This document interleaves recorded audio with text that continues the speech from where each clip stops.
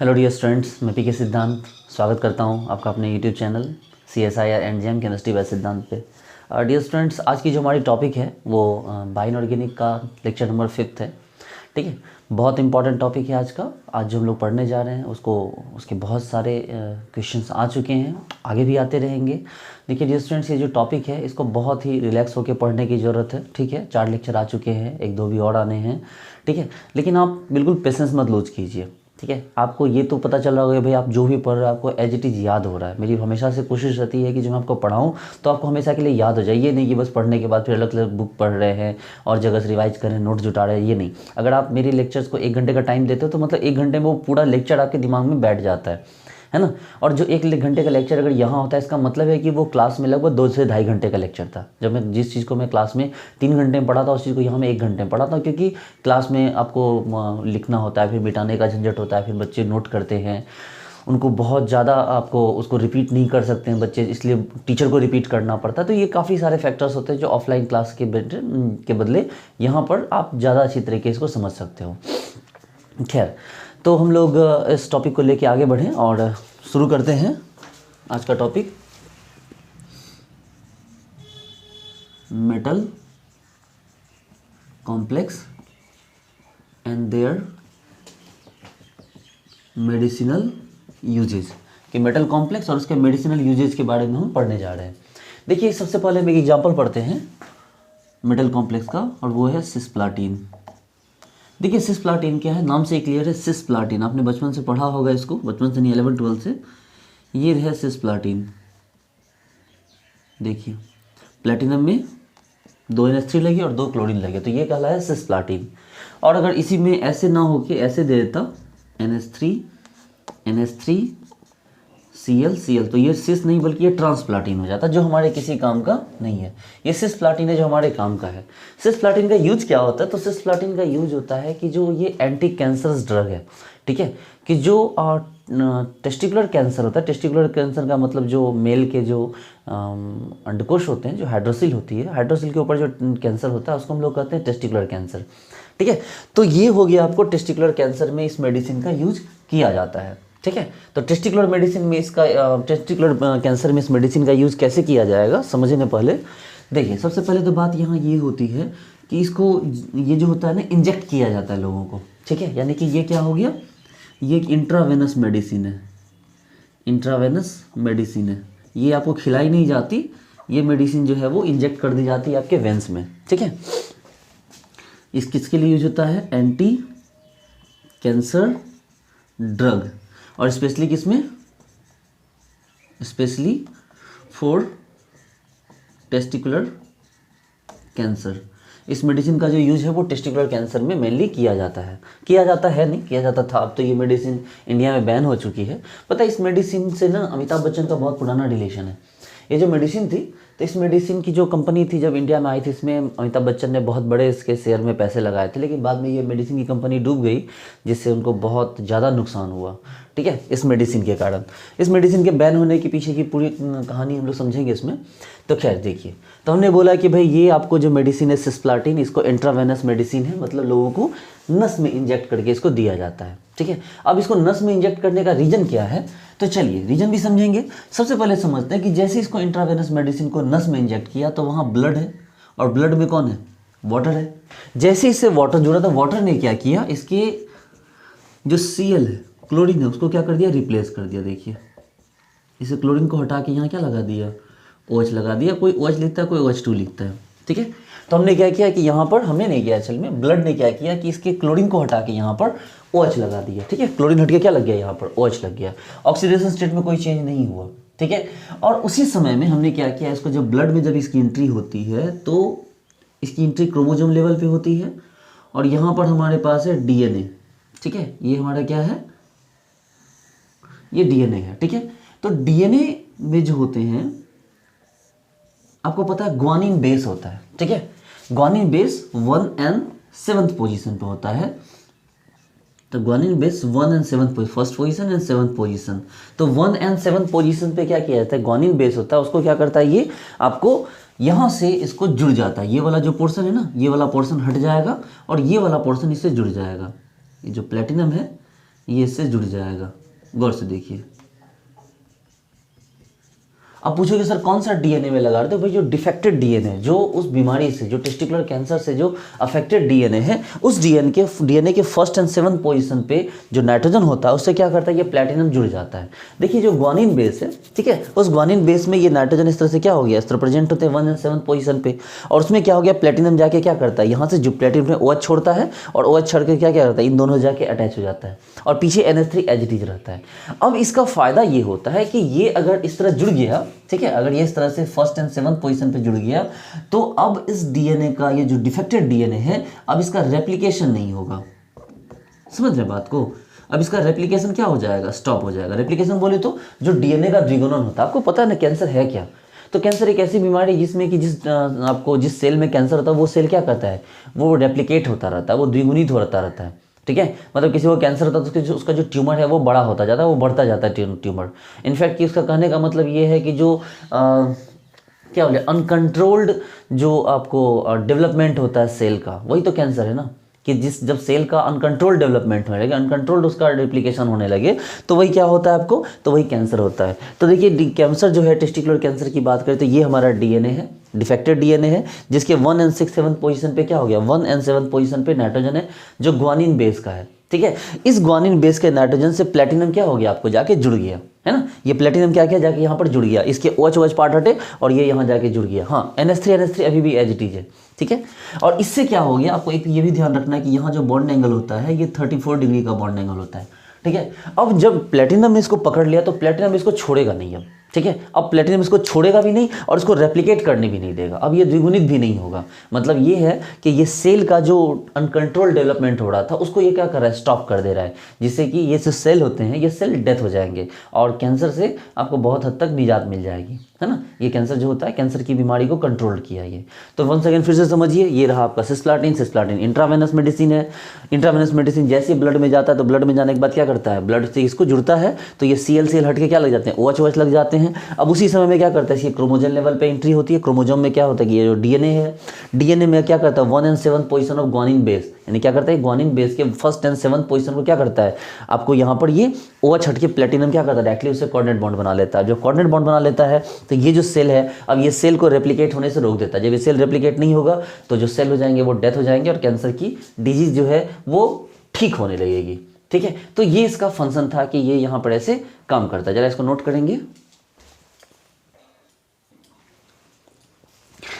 एक चीज गौर से देखिए कि ये जो प्लेटिनम यहाँ जुड़ रहा है, ठीक है, इस टाइप की बॉन्डिंग को हम लोग कहते हैं इंट्रास्टैंड बॉन्डिंग। क्या बोलते हैं, इंट्रास्टैंड बॉन्डिंग। ये देखिए इंट्रा स्टैंड लिंकिंग या बॉन्डिंग, ये जो बॉन्ड बन रहा है ना इसको क्या बोलते हैं, इंट्रास्टैंड लिंकिंग। ये जो बॉन्ड बना प्लेटिनम आके से जुड़ा इस तरह से, तो इसको कहा गया कौन, इंट्रास्टैंड लिंकिंग। तो कहने का मतलब ये है कि ये इंट्रास्टैंड लिंकिंग के थ्रू क्या हो गया, इससे जुड़ गया। लेकिन प्रॉब्लम आ गई यहाँ पर। प्रॉब्लम क्या आ गई, तो इस जो मेडिसिन है सिस्प्लाटिन, इसका कुछ साइड इफेक्ट भी होता है जो बड़ा तगड़ा है। सिस्प्लाटिन का जो साइड इफेक्ट है, अगर साइड इफेक्ट की बात करें हम, तो वो होता है न्यूरोटॉक्सिक एंड नेफ्रोटॉक्सिक। अब भाई न्यूरोटॉक्सिक है तो क्या मतलब है, न्यूरोटॉक्सिक का मतलब हो गया कि ये न्यूरोलॉजिकली डैमेज करता है। मतलब जो हमारा सेंट्रल नर्वस सिस्टम होता है, जो दिमागी हालात है, उसको ही असर करता है, सेंट्रल नर्वस सिस्टम। और जो नेफ्रोटॉक्सिक है इसका मतलब ये क्या करता है, ये हमारी किडनी को डैमेज करता है, ठीक है। ये जो कि है ये क्या करता है, ये किडनी को डैमेज करता है। अब सोचो कि आप एक मेडिसिन खाते हो, कोई कैंसर पेशेंट है, वो एक मेडिसिन खाता है, इस मेडिसिन से वो, ठीक है, उसका कैंसर ठीक होने लगता है। लेकिन कैंसर ठीक हो रहा होता है तभी पता चलता है कि वो मरीज पागल हो गया और उसके साथ साथ किडनी भी खराब हो गई, उसका यूरिन जो है वो यूरिन का डिस्पैच हो गया, वो भी रुक गया है। तो फिर ऐसे केस में क्या किया जाए इस मेडिसिन का, ऑब्वियसली बात है इस मेडिसिन को बैन करना पड़ेगा। और फाइनली इस मेडिसिन को क्या कर दिया गया, इंडिया में बैन कर दिया गया, ठीक है। लेकिन इससे काफ़ी लोगों को बहुत सारा नुकसान हुआ। उसके पीछे रीजन ये है कि ये जो दो इसके साइड इफेक्ट आए वो बड़े तगड़े साइड इफेक्ट आ गए, जिसके कारण कि यहाँ इस तरह की प्रॉब्लम आ गई। तब बोलो कि सर फिर ठीक है, तो इसमें कुछ सुधार किया कि नहीं किया गया, हमने बिल्कुल सुधार किया गया। तो इस मेडिसिन का अब रिप्लेसमेंट क्या यूज़ किया जाए, ये जो आपने सिस्प्लाटिन को यूज़ नहीं करने की कसम खाई है, तो सिस्प्लाटिन के बदले कौन सी मेडिसिन यूज़ कीजिएगा। तो देखिए सिस्प्लाटिन के बदले आपको यूज़ करना है कार्बोप्लाटिन। क्या यूज करना है आपको? कार्बोप्लाटिन। अब ये कार्बोप्लाटिन क्या होता है? तो गौर से देखो, प्लेटिनम है, यहाँ NH3, एक और NH3, और ये O, ये O, ये डबल बॉन्ड O, ये डबल बॉन्ड O, और ये इस तरह से देखिए, ये हो गया हमारा कार्बोप्लाटिन। ये कार्बोप्लाटिन की जो प्रॉपर्टी थी वो सिस्प्लाटिन की तरह ही होती है, मतलब ये सिस्प्लाटिन की तरह ही क्या करता है, ये आपको जो अफेक्टेड डीएनए होते हैं उसको क्या करता है, उसको 1 and 7 पोजीशन पे कैच करता है उसके ग्वानिन को, और उसको वहाँ से क्या करता है, बाहर निकाल देता है। ठीक है, लेकिन जो बात यहाँ पर ये है कि इसमें न्यूरोटॉक्सिक और नेफ्रोटॉक्सिक जैसी प्रॉब्लम नहीं आती है। ठीक है, और इसके अलावा इसका जो यूज़ होता है, इसका यूज़ हमारा होता है ओवेरियन कैंसर में। ठीक है, ओवेरियन कैंसर में, बच्चेदानी के कैंसर में महिलाओं में जो होता है, इसके अलावा लंग्स कैंसर, और उसके साथ क्या हो गया, हेड कैंसर, इन सब में इसका यूज भी होता है। ओवेरियन कैंसर, लंग्स कैंसर और हेड कैंसर, इसमें भी ये जो कार्बोप्लाटिन है ये क्या हो जाता है, आपका यूज हो जाता है।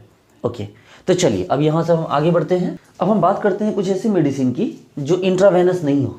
ठीक है, ऐसी कुछ मेडिसिन की बात करते हैं जो इंट्रावेनस नहीं हो, मतलब जिसको इंजेक्ट नहीं किया जाए, जिसको क्या किया जाता है, इसको खिलाया जाता है। और वो मेडिसिन है, उसका डायरेक्टली नाम मैं आपको नहीं बता सकता, आप देखिए उसका स्ट्रक्चर बनाते हैं, PTO C double bond O CH3, एक एसीटेट लगा हुआ है, PTO C double bond O CH3, एक और एसीटेट लगा हुआ है। ठीक है, ये रहा क्लोरीन, ये रहा क्लोरीन, ये रहा NH2, और ये रहा NH2 नहीं, एक्चुअली NH3 है, H2N, और यहाँ कौन, साइक्लोहेक्सेन। देखिए ये जो मेडिसिन है, ये मेडिसिन जो है वो आपको, इस मेडिसिन को इंजेक्ट नहीं किया जाता, ये मेडिसिन ओरल मेडिसिन है, मतलब इसको ओरली खिलाया जाता है लोगों को। ठीक है, ये मेडिसिन का, इस मेडिसिन का नाम आपको जानना जरूरी है, इसका आपको आईपीएक नेम आप सीख लीजिए। देखिए ऑक्टाहेड्रल स्ट्रक्चर है, आपको पता है कि ये जो है ना, ये आपको एसीटेटो, ये एसीटेटो क्या होता है, पॉलीसिलेबिक लिगेंड होता है। अगर आपने कोऑर्डिनेशन केमिस्ट्री पढ़ी होगी तो आपने पढ़ा होगा कि ये क्या है, पॉलीसिलेबिक लिगेंड है। तो इसका नाम क्या हो जाएगा, बिस। बिस 2 के लिए बिस होता है पॉलीसिलेबिक में, तो बिस क्या, एसीटेटो, और एसीटेटो कहाँ से इलेक्ट्रॉन दे रहा है, ऑक्सीजन से, तो एसीटेटो O, बिस एसीटेटो O। ओके, A4 अमीनो, सटा के लिखना है, एक साथ लिखना है, अमीनो। उसके बाद ये 2 क्लोरो लगा हुआ, तो क्या हो गया, डाई क्लोरो, और ये क्या है, साइक्लोहेक्सेनामीन है। गौर से देखिए ये क्या हो गया, ये हो गया साइक्लोहेक्सेनामीन। तो ये एमीन था, सॉरी एमिनो नहीं, एमीन, और ये क्या हो गया आपको, साइक्लोहेक्सेनामीन हो गए सारे, ये दोनों हो गए बिस एसीटेटो। ठीक है, डाइक्लोर हो गया, एमीन हो गया, और क्या हो गया, साइक्लोहेक्सेनामीन हो गया, और लास्ट में क्या हो गया आपको, प्लेटिनम हो गए, और प्लेटिनम के साथ ऑक्सीडेशन स्टेट क्या हो गया आपका 4। ठीक है, तो ये जो मेडिसिन है, ये मेडिसिन ओरली खिलाई जाती है, मतलब लोगों को मुंह में डाल के इस मेडिसिन को खिलाया जाता है, जिससे कि आपको इनका ट्रीटमेंट हो सके। चलिए ठीक है, नोट कीजिए इसको। आपके दिमाग में एक बात चल रही होगी कि सर आपने निकेल 2+ को यूज़ नहीं किया है, सर आपने पैलेडियम 2+ को भी यूज़ नहीं किया है, सिर्फ आपने प्लेटिनम 2+ के कंपाउंड बनाए, इसलिए मैंने नहीं बनाया, सब बना है। आखिर क्या रीज़न है कि निकेल प्लस और पैलेडियम 2+ नहीं बनता है? इसका भी एक बहुत कॉमन रीज़न है।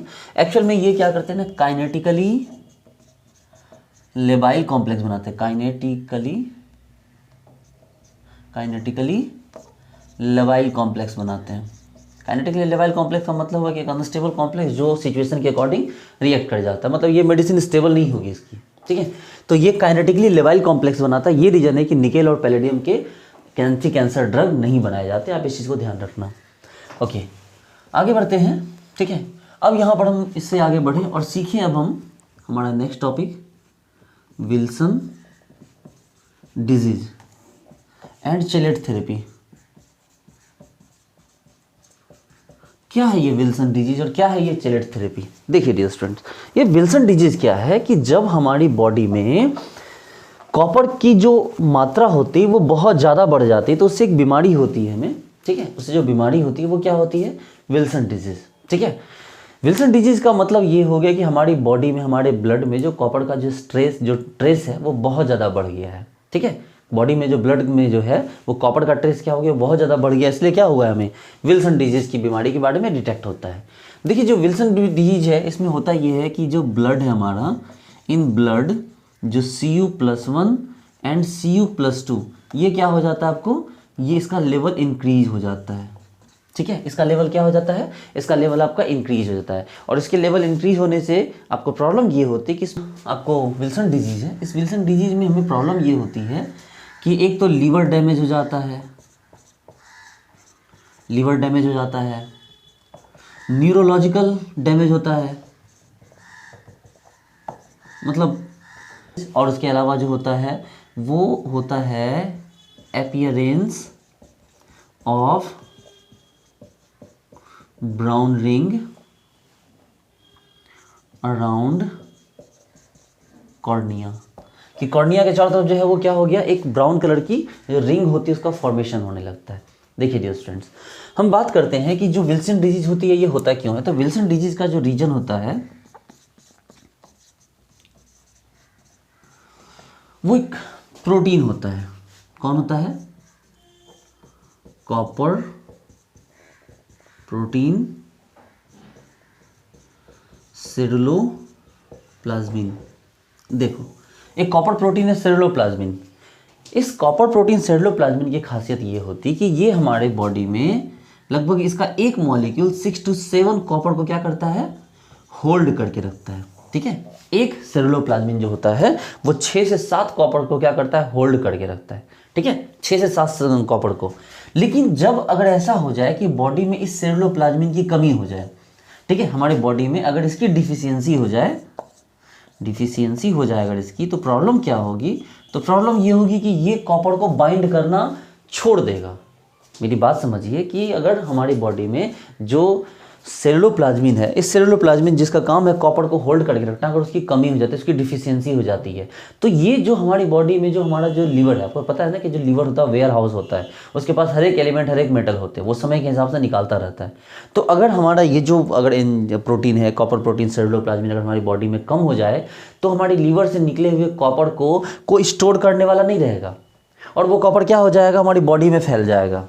ठीक है, इसका मतलब है कि अगर कॉपर प्रोटीन सेरुलोप्लाज्मिन की कमी होती, डिफिशियंसी होती है, तो हो जाएगा क्या, excess of copper in blood. और excess of copper in blood के कारण ही क्या हो जाएगा, विल्सन डिजीज होगा। और ये जो सिम्टम्स होने लगेंगे वो आने लगेंगे, लीवर डैमेज, न्यूरोलॉजिकल डैमेज और अपीयरेंस ऑफ ब्राउन रिंग क्या हो गया, अराउंड हमारे कॉर्निया। ठीक है, तो ये इसका फैक्टर होता है। ये जो डिजीज़ है, ये डिजीज़ असल में जो होता है ना जेनेटिकली होता है। ठीक है, ये जो बीमारी है ये हमारी बॉडी बीमारी हमारी जेनेटिकली होती है। मतलब कि अगर हमारे माँ बाप के शरीर में जो कॉपर प्रोटीन, ये जो सेरुलोप्लाज्मिन है, अगर ये कम है तो इसका जेनेटिकली असर हम पे भी होगा, और हमारी बॉडी में भी ये कॉपर प्रोटीन जो सेरुलोप्लाज्मिन है ये कम होगा।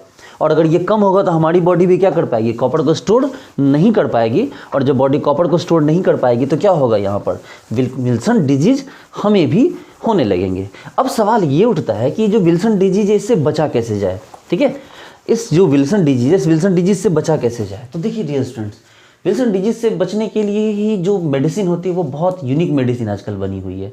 सबसे पहले तो आप ये समझिए कि जो हम कॉम्प्लेक्स कंपाउंड पढ़ते हैं, जो ऑर्गेनोमेटलिक कंपाउंड होता है, उसका फ़ायदा क्या होता है कॉम्प्लेक्स कंपाउंड का। देखिए, कॉम्प्लेक्स कंपाउंड एक तरह के होल्डर होते हैं जिनके क्लैंप होता है ना। मान लीजिए हमारी बॉडी में कोई ऐसी चीज़ है जो कि नहीं होनी चाहिए, कैसे मेटल आयन है जिसको नहीं होना चाहिए, तो हम क्या करते हैं, कोई ऐसा आपको कॉम्प्लेक्स कंपाउंड खा लेते हैं जो, या इंजेक्ट करवाते हैं, जो कॉम्प्लेक्स कंपाउंड क्या करे, उसको पकड़ ले, उससे लिगेंड, उससे क्या करे, बॉन्ड बना ले। और कैसे क्या करे, उससे कोऑर्डिनेट बॉन्ड बना के उसको एज ए लिगेंड उसको इलेक्ट्रॉन दे दे। और जब इलेक्ट्रॉन दे दे तो उसको क्या करेगा, वो ग्रिप कर लेगा। और ग्रिप करने के बाद फिर वो अपना इफेक्ट हमारी बॉडी के अदर पार्ट्स पे नहीं दिखा पाएगा, और उसको क्या हो जाएगा, वहाँ से बाहर निकलना पड़ेगा। जैसे आप समझिए कि हमारी बॉडी में मैंने बोला कि भैया कॉपर +1 एंड कॉपर +2 की मात्रा बढ़ जाती है इस विल्सन डिजीज के कारण। तो ऐसी सिचुएशन में अगर मान लीजिए यहाँ पर इसको हम क्या कर दें, इसको हम EDTA दे देते हैं। ठीक है, EDTA बोले तो EDTA क्या होता है, तो EDTA का मतलब हो गया इथिलीन डाई अमीन टेट्रा एसीटेट। कैसा होता है EDTA, गौर से देखिए। तो ये रहा EDTA, आपको पता है, जरा सीख लीजिए, CH2 CH2 CH2 NH2। गौर से देखिए, ये है इथिलीन डाईमीन। क्या है ये, इसका नाम है इथिलीन। देखिए इथिलीन और ये डाईमीन। अब इथिलीन डाईमीन से दोनों साइड के हाइड्रोजन हटाइए। ठीक है, H+ हटा दीजिए और इसमें जोड़ दीजिए CH2 COO-। ये देखिए, और यही बन गया क्या आपको, गौर से देखिए, इसमें से हाइड्रोजन हटा के हमने क्या किए, इसमें CH2COO- हमने जोड़ दिए, देखिए। और इसी का नाम क्या पड़ा, इथिलीन। देखो इथिलीन, डाईएमीन, देखो डाईएमीन, टेट्रा एसीटेट, देखो टेट्रा एसीटेट, है ना, इसलिए इसका नाम क्या पड़ गया, EDTA। अगर हम EDTA की बात करें तो EDTA का जो डेंटिसिटी होती है वो 6 होती है। क्या होती है, डेंटिसिटी 6 होती है। इसका मतलब है कि ये 6 जगह से हेक्साडेंटेट है, 6 जगह से इलेक्ट्रॉन दे सकता है। यहाँ दे सकता है, यहाँ से दे सकता है, यहाँ से दे सकता है, यहाँ से दे सकता है, यहाँ से दे सकता है और यहाँ से दे सकता है। टोटल 6 पोजीशन से ये इलेक्ट्रॉन दे सकता है, ठीक है, जिसके लिए इसका नाम क्या पड़ा, EDTA, ethylene diamine tetra acetate. इसके अलावा जो है हमारे पास और भी रिएजेंट हैं, ठीक है, जो ऐसा काम कर सकते हैं। एक और मेजर मेडिसिन होता है डी पेनिसिलिन। देखो डी पेनिसिलिन क्या होता है, डी पेनिसिलिन का स्ट्रक्चर जो होता है वो ऐसा होता है, HCS3CH3, ये आपको हो गया CH2 और ये NH2, ठीक है।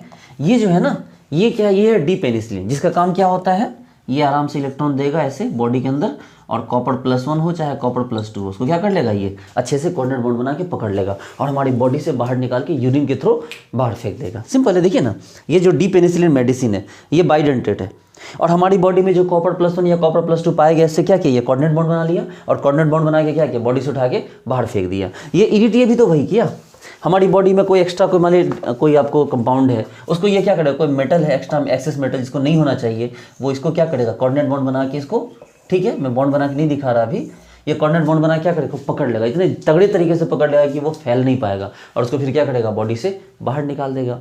बहुत बॉडी में बहुत सारे ऐसे मेटल चले जाते हैं जिसको नहीं जाना चाहिए, जैसे मान लो लेड आप गलती से खा लेते हो, गलती से लेड खा लेते हो, मरकरी खा लेते हो, तो फिर क्या करोगे, वो तो आपकी बॉडी में जाकर रिएक्ट कर रहा है, वो तो बहुत पॉइजनस होता है। इसी सिचुएशन में क्या कहते हैं, EDTA का इंजेक्शन दिया जाता है, और ये EDTA का इंजेक्शन क्या करता है, जाके उसको चारों तरफ से घेर लेता है, चाहे G+2 हो, Pb+2 हो, उसको घेर लेता है चारों तरफ से, और घेर के क्या करता है, पकड़ के उसको बाहर निकाल के फेंक देता है यूरिन के थ्रू, और हमारी बॉडी में उसका जो इफेक्ट होता है वो कम हो, डैमेज तो होता ही है बॉडी को, लेकिन डैमेज कम होता है, ठीक है। तो ये हो गया आपका EDTA, ये हो गया डी पेनिसिलिन। और एक और एग्जाम्पल है जिसका नाम होता है BAL, यानी कि ब्रिटिश एंटी लेविसाइट।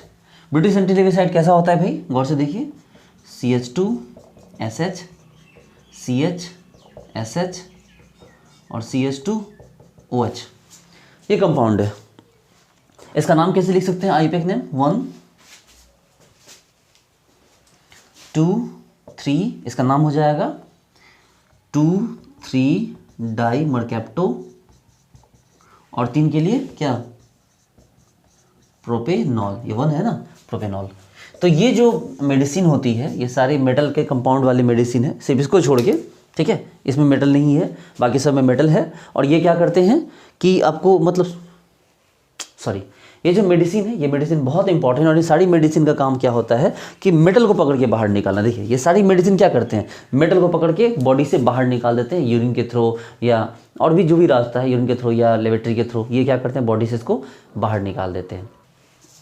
इसको चेलेट थेरेपी इसलिए कहते हैं क्योंकि ये क्या करते हैं, जब मेटल के साथ एक रिंग बनाएंगे, ठीक है ना, ये जो रिंग बनता है, आपको ये पता है कि जब किसी मॉलिक्यूल में जो कॉम्प्लेक्स कंपाउंड जो रिंग बना के बनता है तो वो बहुत ज़्यादा स्टेबल बनता है, दैट्स कॉल्ड चेलेट फॉर्मेशन। आपको पता है चेलेशन से जो हमारा होता है मॉलिक्यूल का स्टेबिलिटी बहुत बढ़ जाता है कॉम्प्लेक्स कंपाउंड का, तो वही ये क्या करता है, चेलेट फॉर्मेशन करता है, और चेलेट फॉर्मेशन करके क्या करता है, ये मॉलिक्यूल को रोकता है, ठीक है, आपको टूटने से। अब गौर से एक बात समझिए, एक और केस है, जैसे लेड पॉइजनिंग का एक स्पेशल केस आपको मैं बता दूं। जब लेड पॉइजनिंग होता है, LED लेड पॉइजनिंग, अगर लेड पॉइजनिंग अगर होगी तो लेड पॉइजनिंग में ये EDTA और ये जो है आपको बेल, ये दोनों मिल के क्या करते हैं, उसको बाहर निकालते हैं। जो मेडिसिन दी जाती है इंट्रावेनसली उसमें क्या होता है, ये भी होता है, EDTA भी होता है, और क्या होता है, ब्रिटिश एंटी लेविसाइड भी होता है, ये भी आपको ध्यान रखना है, ठीक है, इसलिए ये बहुत इंपॉर्टेंट है। तो ओके डियर स्टूडेंट्स, हम लोग मिलते हैं नेक्स्ट लेक्चर में। मेरी वीडियोज़ को लाइक कीजिए, चैनल को सब्सक्राइब कीजिए और अपने फ्रेंड्स के साथ शेयर कीजिए। उम्मीद करता हूँ कि ये वीडियो आपको पसंद आया होगा। मैं ऐसी और भी वीडियोज़ लाऊंगा, आपको अच्छी तरह से आपको सारी बातें समझ में आ जाएगी और आपका एग्ज़ाम ज़रूर क्रैक होगा। Okay dear students, thank you so much, bye.